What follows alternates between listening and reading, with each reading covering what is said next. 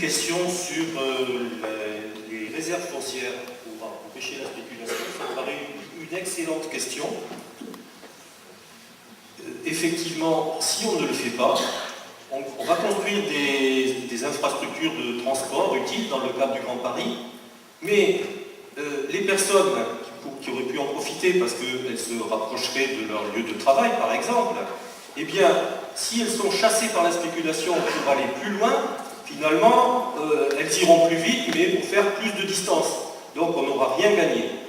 Et puis, si on ne concentre pas quand même les logements à proximité des infrastructures de transport, eh ben, on ne lutte pas contre l'étalement urbain, donc c'est pas du tout écologique. Et en plus, à la longue, ça grignote les surfaces agricoles, et c'est pas bon pour l'écologie. Excusez-moi, c'est peut-être un peu philosophique, mais c'est quand même du concret en région Île-de-France, ces choses-là.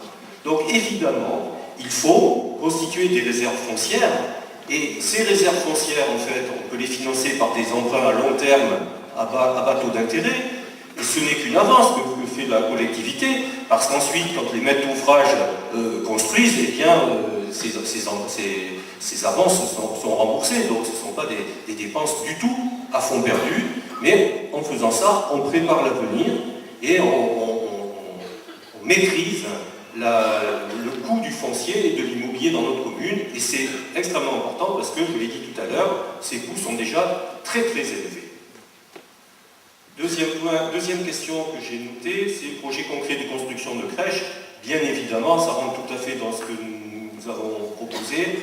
Pour construire 100 places de crèche durant la mandature, ben, ça passe par des projets qu'il faut étudier, qu'il faut monter, et ça prend du temps. Donc, si on veut le faire, il faut s'y prendre dès maintenant. Et je parle de ces 100 places, en plus des projets déjà engagés, bien entendu. Troisième question, la métropole du Grand Paris. Ça, c'est un sujet important, et j'avoue que ce projet nous préoccupe, parce que nous craignons beaucoup que ce monstre administratif ne soit destiné qu'à une chose, baisser la dépense publique, parce que ça c'est le leitmotiv, mais encore s'il s'agissait de faire des économies utiles, de bien gérer l'argent public, ça a été dit, on ne peut qu'être d'accord. Mais s'il s'agit en fait, à cette occasion, de rogner sur des dépenses sociales indispensables, là on n'est pas du tout d'accord. Parce que qu'est-ce qui se profile? Alors on parle du millefeuille administratif. Ah, c'est joli ça, le millefeuille. Hein. Mais en réalité, chaque instance a quand même sa logique et son utilité. Je prends juste un exemple.